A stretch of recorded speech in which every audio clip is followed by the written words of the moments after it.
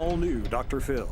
Our lawyers are answering your question from the out of control. He was picked up for his 22nd DUI arrest. He should have been locked up a long time ago. To outrageous lawsuits. She sued the zoo. There is a responsibility for the patrons to know, hey, you're going to get wet. Everything you need to know before you go legal. Every time somebody files a ridiculous lawsuit, we're paying for this. Have a good show, everybody. Here we go. I know things are tough out there, but we can do this. If it matters to you, that's what I want to talk about. 10 seconds to air. Well, thank you. This is going to be a changing day in your life. Ready, camera 5. 3, take track. Go, Dr. Phil. Let's do it. Well, whenever we have couples in crisis, sometimes it's just a divorce waiting to happen. Whenever we have kids using drugs, often an arrest is just right around the corner. Look, we are a litigious society, don't you think? Legal implications are often the end game to many of the problems that we tackle on this show. And the legal and emotional aspects are always really intertwined. Now, we took our cameras to the streets to hear some of the legal questions you have and the emotions that are connected with them. Take a look. Hello, Dr. Phil. My name is George. I know you give a lot of advice, but how about legal matters? I'm 36. What's a great age to have a will? If my dog was to get attacked by another dog, what legal rights do I have towards the owner? I'd like to know what the next step is after someone files bankruptcy. There's an error on my credit report. What should I do? Are oral contracts binding? What is a class action lawsuit? I've heard that breathalyzers are not reliable. Is it within my rights to refuse to take one? I was just curious, what is the difference between a mediator? What is a foreclosure? My question is, I was wondering. Well, do you have a ton of legal questions? And there's no way I can answer them by myself. But we do have 5 of the top lawyers that are here to help. Please welcome first civil attorney Lisa Bloom. Family attorney Ariva Martin.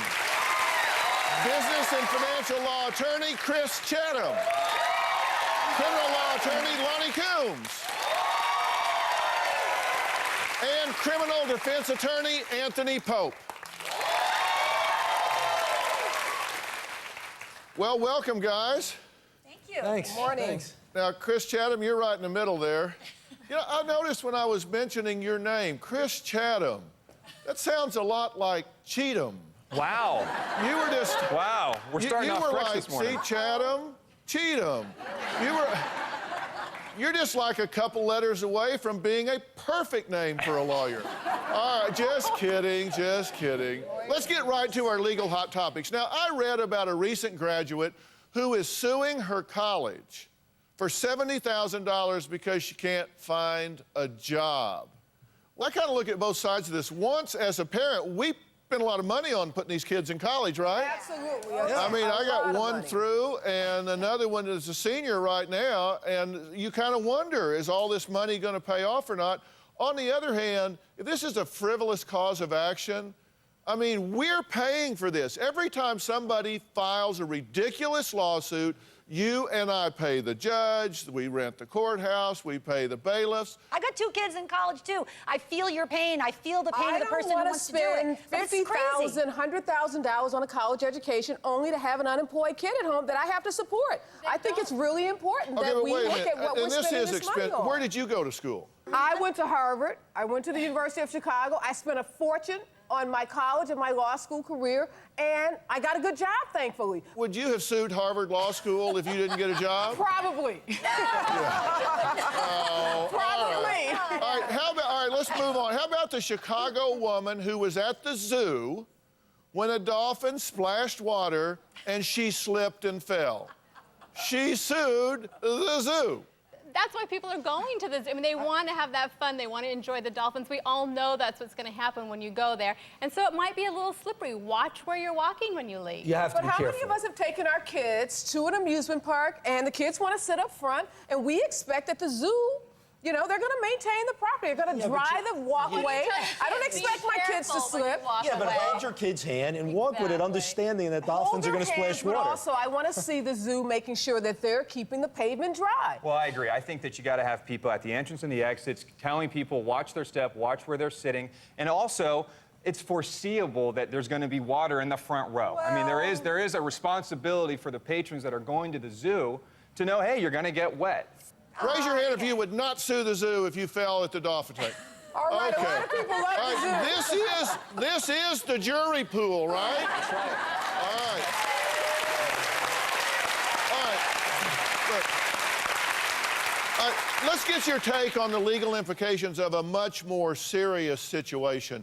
The physician who allegedly supplied Michael Jackson with drugs. Take a look.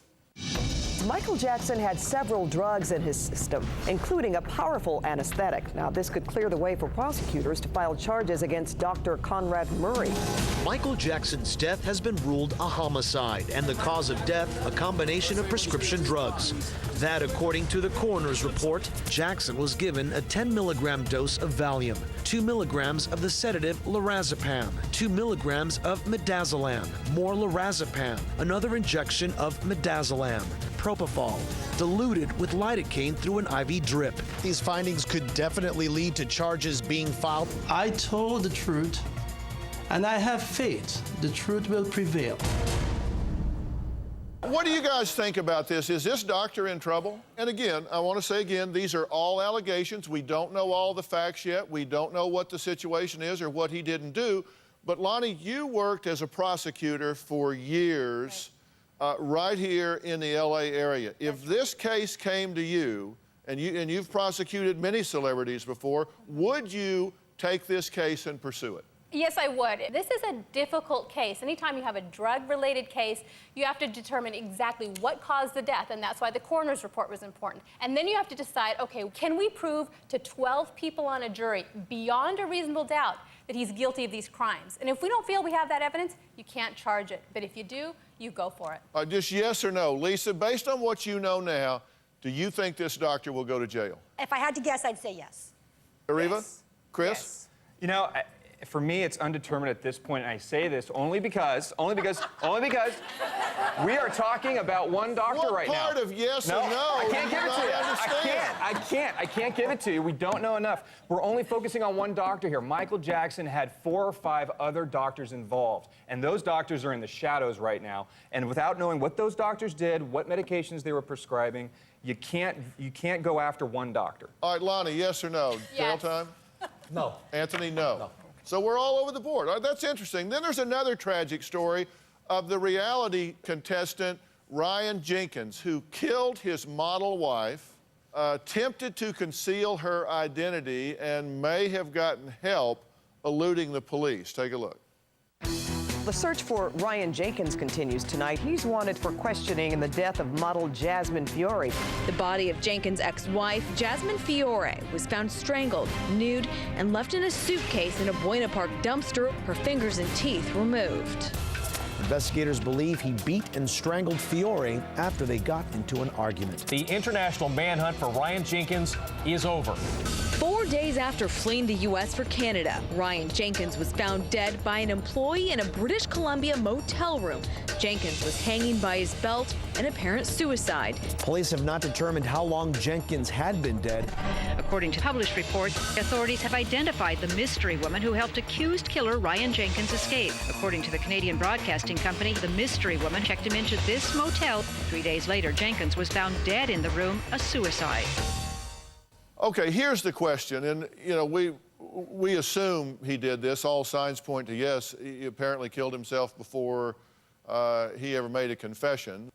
Lonnie, if somebody helped him after the fact, will they be prosecuted? They could be for accessory after the fact. If you know somebody's committed a felony and you do anything to help them, you encourage them, you give them emotional support, financial support, you can be charged with a felony yourself. Now, Dr. Phil, this raises a really emotional issue for a lot of us, and that is, what if our family member, what if our son or daughter came to us and said, I did something terrible, I did this. What do? Do you choose to help them, or do you turn them in? But in this case, Ryan Jenkins' father has actually come out and said, not only do I not believe that my son did this, but I'm going to offer a reward for the real killer. So his family's steadfastly standing by him, even in his death, and saying he didn't do this. And he says we were talking to him. He just told us that his girlfriend, his wife, had taken off again, and he was coming home when we were saying, so he's put up a reward to find the real person, kind of like O.J. was searching for the killers on every golf course in Florida.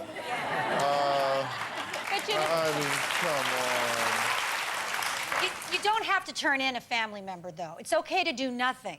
The law will get you when you do something. You bankroll, you give a ride, you check somebody into the hotel room. Now you're helping, now you're responsible. If you sit back and you're silent, you're okay. But I mean, I'm glad we're talking about this because I want parents to know if you've got a kid and somebody that they know has robbed a house or done something on drugs and they're helping them after the fact, they're hiding them, they could wind up in trouble themselves.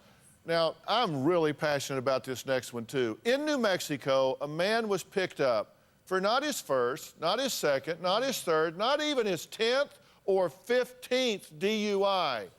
He was picked up for his 22nd DUI arrest. Wow. Now, records show the 51-year-old has been arrested 5 other times in New Mexico, 16 times in other states.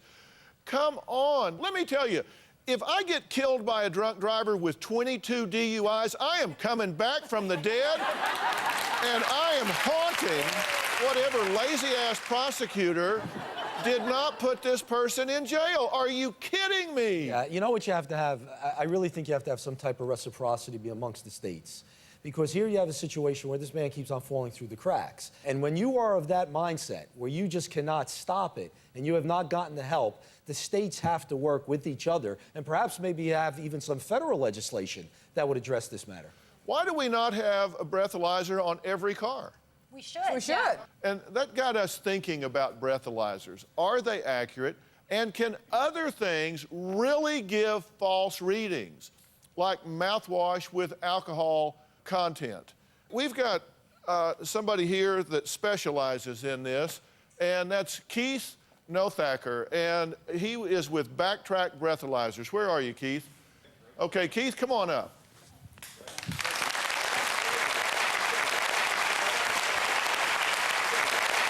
So this is the breathalyzer, right? That is. Well, that's pretty simple. Can people just buy these? They can. They can buy them. They're at Kmart, online, Target.com, Amazon. Really? How accurate are they? They are accurate. Now, Keith says that accurate readings require 20 minutes from ingestion so the alcohol is actually absorbed. So mouthwash, breath spray, even mints can have an effect, right? They will have an effect. I want to have the lawyers each try this. Let's get it ready. Okay. All right, do the mouthwash. Oh, really get it working here. Really get it working. Okay, so this counts down time-wise? Yeah, right when it gets to 0. Okay, big breath and blow into it. Keep blowing. How long do you have to blow? About 5 seconds. Is that enough? That is. Wow. 0.49. Okay, from Listerine. So you are way over. That's for sure. All right, that's just from Listerine. Right. Oh, okay, reset that for me. Okay, what is this? Okay, that's tequila. You're not getting that. Okay. All right. Okay. Let's try the breath spray. All right. And really work it out. Just like spray. Yeah, just really get it in there. This has a clean thing on it, right? Okay, hang on. You're close. 4, 3, 2, 1. Keep going, keep going, keep going. You can do this. Okay. They do it?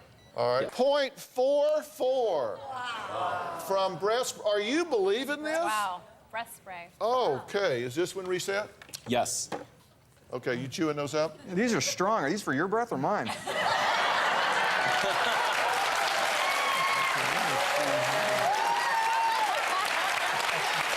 right, I asked for that. All right, go. Keep going. You're the tennis player, remember? No, I'll tell you. Keep going. We know you're Keep full going. of hot air. All right, you're there. You're the athlete. That makes sense. 0. How did he get a 0? In some cases, it's absorbed quickly and you're getting a true zero. But isn't it true that most of the mint spray and the Listerine has a higher effect than mints? Isn't that? That, you know, if there's a higher alcohol concentration, it's still in the mouth. Okay, yes. but listen, I'm not trying to enable drunks to beat this. I mean, I don't want you telling people you just had some Listerine or whatever, but it is interesting that you can get a false positive with that. Now, Andreas Rodriguez is one of our production coordinators at the Dr. Phil Show. Come on out. Andreas, thank you. Yeah. Now, he volunteered to take some shots of tequila this morning. Okay, is this counting down? That is. And when was the last one you had? About a half hour ago. Okay. All right, and you're gonna do one more, is that right? Yes. Okay, I'll pour you one up here. There we go. Blow hard for 5 seconds. Keep going. Perfect. Okay, you're .03.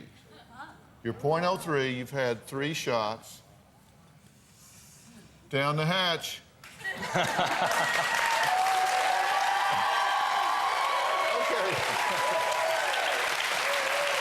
All right. So are you a drinker? Not much. Are you feeling at all altered? I'm feeling fuzzy, yes. You feel fuzzy? Do you normally feel fuzzy, or is this a different fuzzy?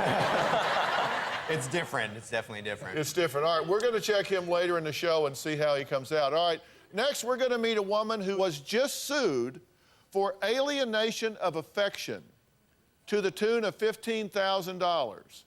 You're not going to believe who sued her. We're going to be right back.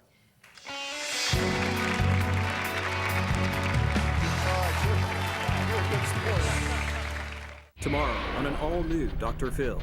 Some of today's young people expect everything to be handed to them. All you want is a Lamborghini, plenty of money, but you say you don't think you should have to give 100%. Why? And some parents don't see this as a problem. He's a smart kid. He's gonna get it. He's getting it now. He's milking you like a cow. We're going to show Generation Me how to stand on their own 2 feet. That's tomorrow. All right, now Tammy married her husband Dale on New Year's Eve last year. 6 months later, she was served with a lawsuit demanding $15,000 for something called alienation of affection. Tell me how this happened. How'd you get in this mess? It's all his fault. I'm from South Carolina. He's from North Carolina. There is a law in North Carolina called alienation of affection, and you can sue the other person for interfering in the marriage, which I did not do. Did you meet him while he was still married? Yes. Did you have a relationship with him while he was still married? No. A friendship. A friendship. A friendship? Yes. Did that friendship include sex? No. Okay. So he was divorced and showed you the divorce decree? No, he was separated at the time we began our intimate relationship. Well, that wasn't the question I asked you. I didn't ask you if he was separated. No. He was still married? At the time we began our intimate relationship, yes, he was still married. Okay, so he contractually was committed under North Carolina law to somebody else, true? Yes. According to their law, yes. Okay, so this criminal conversation means what? That I had sexual relations with him after separation without her permission. That's exactly what it says. Which I assume would have been hard to get. Yes. Okay. I would think it would have been his place to ask.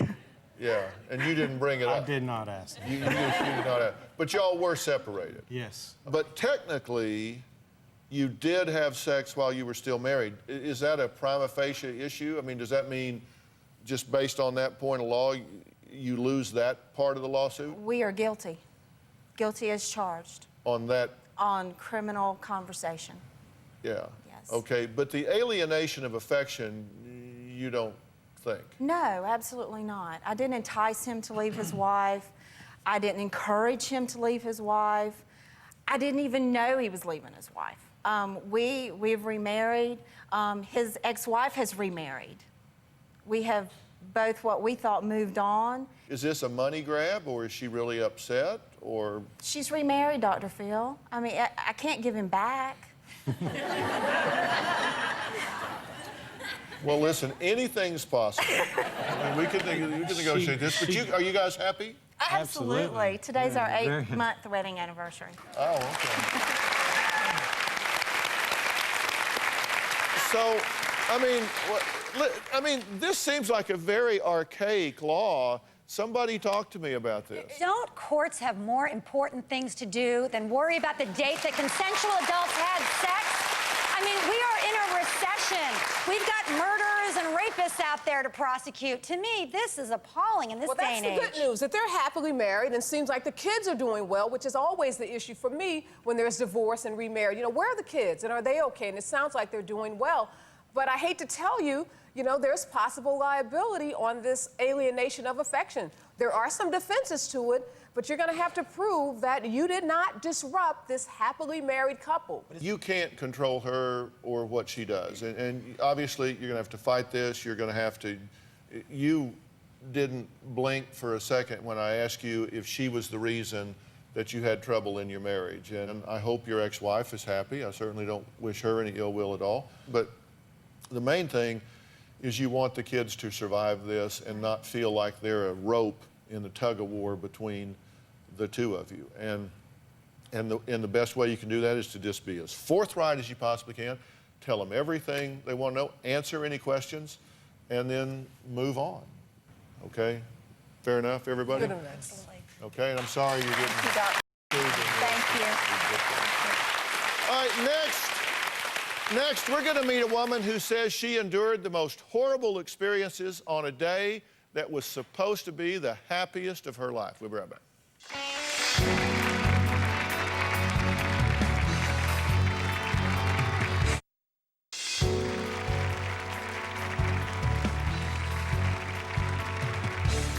Dr. Phil, what's the process of a foreclosure? Do I need a lawyer? Can I handle it by myself? Help. What do I do? Well, Lisa wants to know, do you need a lawyer to handle your foreclosure? You know, Chris, what do you say about this? Because so much of this is going on right now. People are really confused about what it means. You know, foreclosure basically means that a bank is going to come in, repossess your house, and try to sell it because you failed to make mortgage payments. But if people can't afford to make their house payment, how are they going to afford a lawyer? Exactly. Well, that's the problem. No, absolutely. And I think that what you have to do first is try to handle it yourself. When you get in over your head, there are plenty of attorneys out there that will provide free consultations for you, and you can figure out a way for them to help. Okay, let's move on. Weddings are a very emotional experience for brides and grooms alike, but certainly for brides. Now, Tara says that her wedding to Antoine 3 weeks ago turned into the worst experience ever. The power failed. There was no air conditioning in August. She said the food was just awful. Where'd you get married? We got married in Houston, Texas. Oh, it's muggy in Houston. I know, with no air, right? You said there was no aisle for you to walk down? And what happened was that our coordinator, which anybody planning a wedding knows that the coordinator is the adhesive tape to you when you're a bride. You need her. Well, 4 days before my wedding, she said, oh, I have another event, but my husband is going to handle your wedding. So, of course, I felt uneasy, but I was like, okay, it's going to be okay. Just calm down. Well, everything fell apart. We had no owl, and my dad, who is 60, he goes over to him, and he says, we need an owl for my daughter to walk down. They told us they would move the tables so she could have her runner out. And he says, I'm not moving the tables. If you want to move them, you know, you move them yourself. So I'm like, okay. Whew. So we do the wedding ceremony, and we sit down to start eating. The food is wrong. I'm like, okay, this is not what I tasted. So needless to say, I didn't care for it, so I didn't eat at my own wedding. And about 15 minutes after we got our plate, the power goes out. I'm like, this is not happening to me. So the wedding planner's husband called the cops. Yes, he called the cops because my family was very upset. You know, being from the South, you got to keep your word and do what you say you're going to do. It's going to be some smoke in the city. So,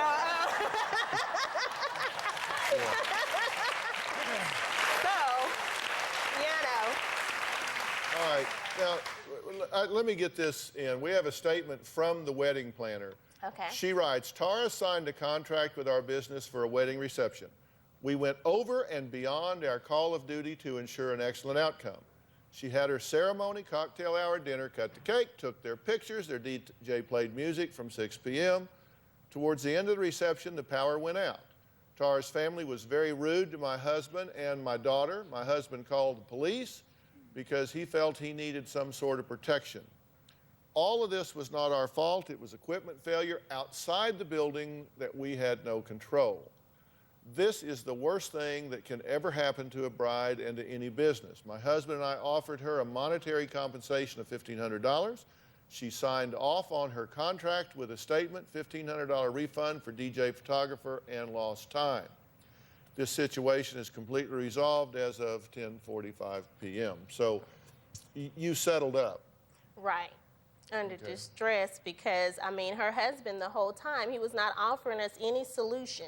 Everything was, what am I losing? Okay, but one of your questions is, you signed a release, but he didn't. Right. My husband did not sign. So you want to know, can you sue these people?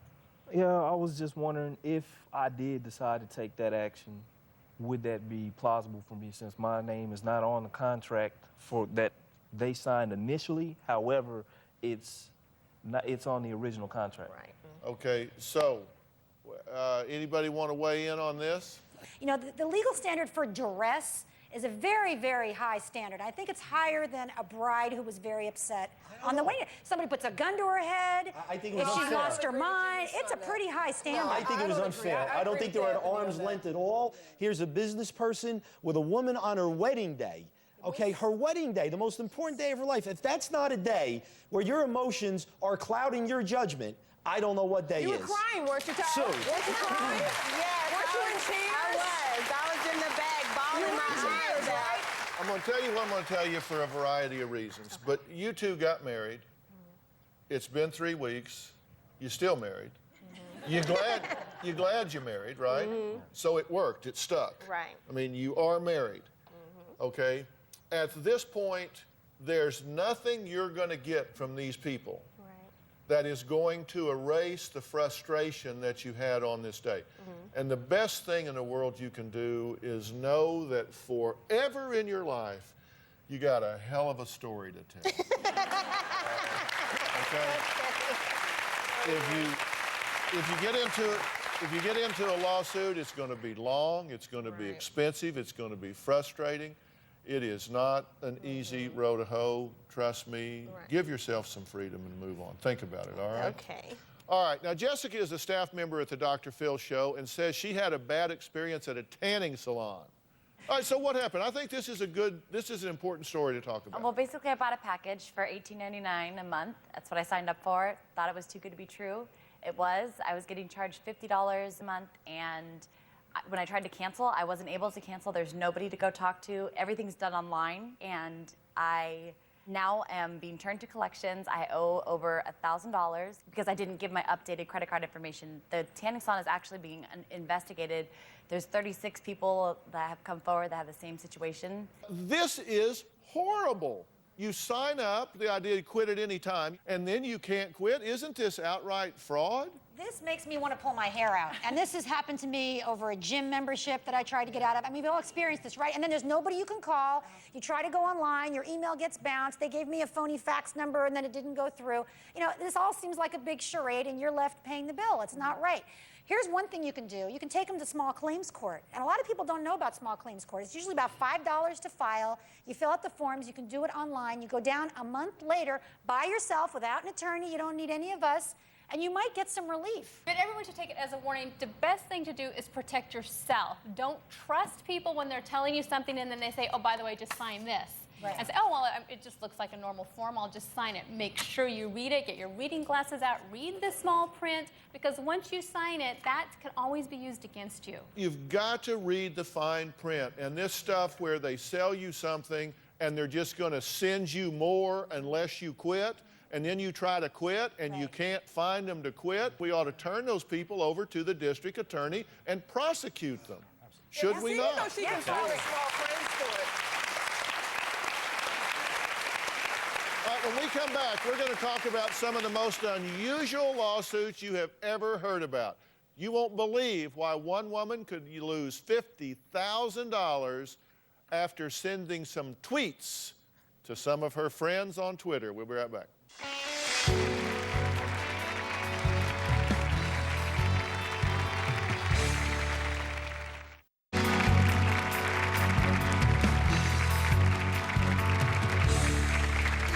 My question is, I've heard that when you pull into a parking garage and there's that big sign that says, "We're not liable for any damages to your car," I've heard that that's not true. Is it? So, does that absolve them of responsibility and liability if they've got to sign up, not responsible for lost or stolen items? Well, please, of course they're responsible. But a lot of times those parking lot attendants are very aggressive and very forceful, and you're already distraught because your car has been damaged, and they are pointing to it, saying, you read it, and you parked here, and people get intimidated by that. While they're telling you that there's this disclaimer on the ticket, you should be getting out your iPhone or camera and taking pictures of what happened. And don't leave That's the your next scene. step. Call the police. Be there, because the little amount of money that it costs for them to print that, it's worth it for them to take the shot to see if you're going to walk away. Yeah, okay? and that's why they intimidate you. That's why they scream at right. you. You read it, and you still came in. And a lot of people do. They just figure they have no right. Ariva, I can't imagine anybody screaming at you in a parking lot. Trust me. They scream and I scream back. But the bottom line is you cannot contract away negligence. So don't believe that and don't be intimidated. Now, in Chicago, a woman is being sued for $50,000 because she sent a number of tweets to her friends in an apartment saying that it was moldy. Okay, so what about this? If there's mold in the apartment, there's a bigger lawsuit waiting to happen from this woman, because that's a very dangerous condition to have in an apartment or a house, and it can cause great bodily harm. So, you know, there's a defense. If it's true, there's no lawsuit. The lawsuit goes away. There's an absolute defense if something is true. So truth is a defense. Truth is a defense to slander. Truth is a defense. Absolutely. All right, but what if there's not mold in her apartment, or it's a different kind of mold? That's a very serious thing to say about somebody's property. Well, absolutely. I mean, these words, mold, asbestos, these are very, very sensitive words that people, that when they're running businesses, especially when you arise in schools and children are involved, these are words that you better be sure there's mold in there. Okay, but the 20 people she sent it to, were they like customers that were going to rent there, and then they didn't? Don't you have to show damages? She's making a bigger issue out of it by going public. Now we know about it. We probably would even known about it. But that's a tactical decision to take, whether or not you want to spotlight it further. That's a decision that you have to take as the litigant. People think they're online and they can do anything. And you have to treat Twitter or Facebook, and I'm on there too, I'm very active, like you're taking out a headline on the front page of the newspaper, because legally it's treated exactly the same way. You have to be responsible. Absolutely. So if the mold doesn't exist, you should be held responsible. If the mold does exist, it's a frivolous lawsuit. I can't tell 20 of my friends that I feel like I live in an apartment where there's mold? What does that mean? I feel like I'm living in an apartment where there's mold? Either there's mold or there's not mold. Well, I feel like I'm getting sick, and I think there's mold in my apartment. You may have to write a check. Yeah, be careful what you say. I mean, serious. You got to be. It's the wild, wild web out there, and you got to be careful what you say. Now, here's another question. Comedian Sunda Kroonquist told mother-in-law jokes, and now the mother-in-law is suing her. This is in my state. Okay? Listen, this is in my state, New Jersey. Okay, so I have to tell you. So what's going on, Anthony? We have some frivolous lawsuits in New Jersey. But this tops it, I absolutely have to tell you. I happened to see this and read about it. I mean, comedy is comedy. Okay, and although these people may not be public people whereby all bets are off, you could say basically almost anything you want, unless it's really adverse to their career, this is a situation where this woman's been doing it continually, time and time again. These people have been in the audience. They have been there, they've seen her jokes, they're family members. All of a sudden now, to file a lawsuit, there's got to be some ulterior motive. It's not going to survive. There's no question about it. Publicity for an up-and-coming comedian who no one's ever heard of, Well, and now she's on the front page of the local paper. So she did it. Well, that's fine. You know, you never know. I mean, I don't have any information to support that, but I can tell you the lawsuit itself is frivolous, and it's in my state, so I'm not proud of that. Why is it always women? Why is it always women going after Does that women? sound frivolous to y'all? Raise your hand if it sounds frivolous. Yeah, well, they ain't telling jokes about you. Every comedian in the country has Dr. Phil jokes, I'll guarantee you. Some of them are pretty funny, I gotta say. Before we move on, a New Jersey man was awarded $100,000 from his own mother She tapped him on the shoulder while he was operating an electric saw, and he was so startled he cut off his pinky. So he sued Mom for tapping him on the shoulder. Now, that sounds crazy, right? But I'm betting that was the only way to activate insurance. Absolutely. It's homeowners insurance. And Absolutely. one thing in this case, Dr. Phil, is the mother was the employer. So that's important to know, too. So it was an employee suing an employer, and that's really the issue, not so much the son suing his mom. It's like a typical workers' compensation action. You get injured on the job, you get to, file a claim and get some medical expenses and some compensation for your time off from work. You ignore that it's your mother because you need to activate the insurance. But you have to sue to activate the insurance. There's no other choice. There's no other way to get it. So if I go visit my mother next time I'm in Dallas and I slip off her sidewalk and hurt my ankle, I can activate homeowners if I sue her. Sure. Yes, you can. Yeah. Boy. Be careful. My ankle would be the least of my problems. It would be the pump knots on my head. What are you doing, boy? All right, in Connecticut, a 15-year-old high school student was awakened by his teacher in class. He's suing her. He alleges that he was asleep in class. She came up, slammed her hand on the desk, and it said it blew out his eardrum or something. So he's suing the teacher for waking him up in class. What do y'all think about that? Well, I got to tell you, at 15 years old, I was known to doze off every once in a while. I think this kid got off light, to be honest with you. Listen, this is another case of a frivolous claim. Granted, you have to look into the facts. If he had a sensitive ear or there was a predisposed condition that he had earlier, those are things you got to take into account. But I mean, come on. Come on. The guy was dozing. Yeah, I'm going to play devil's advocate on this one because this is like the McDonald's coffee cup case where everybody says it was so ridiculous, but actually that poor elderly woman had third-degree burns. McDonald's had coffee well hotter than the industry standard. Maybe this kid had serious ear damage. I mean, we don't know. Maybe that's what's causing this lawsuit. Maybe this was well beyond just wake up, Junior. You're I don't know. such a mother. I am. I'm always on the kid's side. All right, next we're going to find out whether or not our staff member, Andres, will pass his breathalyzer test after throwing back some tequila shooters. We'll be right back.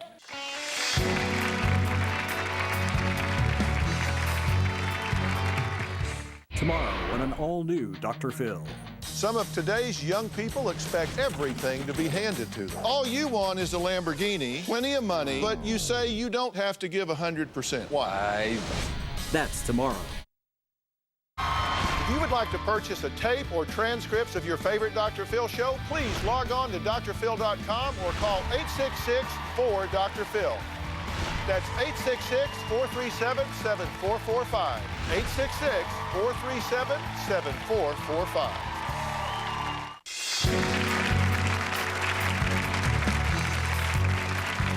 Well, we're tackling all things legal today, and one of our first questions was about how reliable breathalyzers are. At the beginning of the show, one of our own staffers, Andres Rodriguez, drank some tequila. And now that it's all absorbed, how do you feel? I'm feeling good. Yeah. All right. Now, this is Keith Nothiker with Backtrack breathalyzers. So let's see how it goes. 5 seconds. Blow hard.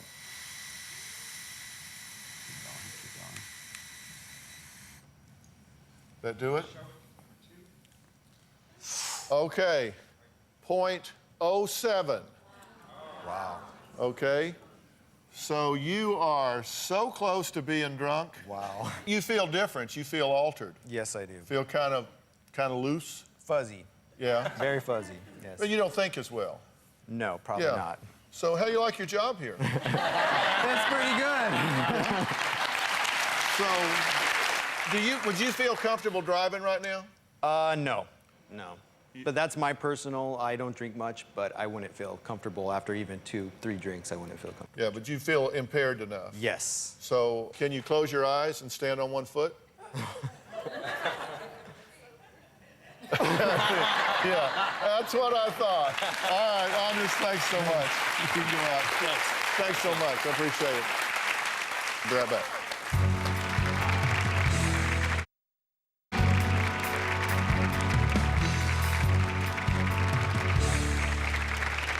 Hi, Dr. Phil. I'm Shannon. This is my family. First, I want to tell you about Sasha, who was our dog.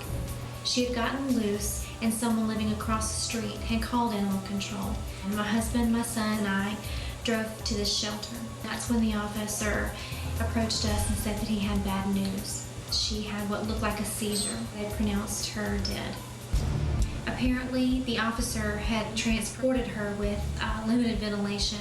It was 101 degrees that day. She appeared to have died of a heat stroke. Now, how do we pursue legal action? So what are her rights here? The law is to be, it's a sense of fairness. What is fair and what is the obligation and accountability of people? Someone picked up the dog. That person is entrusted with taking the dog to a particular place to house the dog, to try to determine who the owner of the dog is. So under those circumstances, you have an affirmative obligation to make sure that it's reasonable what you're doing. If you put the dog in a pressure cooker, okay, and it's 104 degrees, I don't think it's very reasonable that you would not think or believe, or it's foreseeable, certainly, that something may happen to the dog. So you just can't simply discard all accountability because it's a dog versus a human being. So the answer to your question is yes. I think you could sue, and the damages are not going to be extraordinary because it is a dog, but you could sue and probably get some type of an award. She could, and she should, absolutely. And you know what she's going to get by doing this lawsuit? She's going to protect all the rest of us and our pets when they get picked up so that they're treated humanely, so she has a chance to go rescue her poor dog. That's the value of this lawsuit. It may be that you do it to send that message, but we all know, we have a rescue dog, Maggie, and we all know that animal shelters have no money. I mean, you can sue an animal shelter. They got no money. They need money. They don't have money. You're going to change the policy. You're going to change the policy. But it might get people's attention and change their policy. Right. Somebody picked up my dog and it wound up dead. Oh. I would be one hard person to get along with, let me tell you for sure. All right, we'll be right back. On the show, but to find out what I said after the show, visit drphil.com and click on Dr. Phil Uncensored. I want to thank Anthony Pope, Lonnie Coombs, Chris Chatham, Ariva Martin, Lisa Bloom. Thank our lawyers for today. And Keith, thank you so much for the backtrack breathalyzers. Thanks so much. Appreciate it.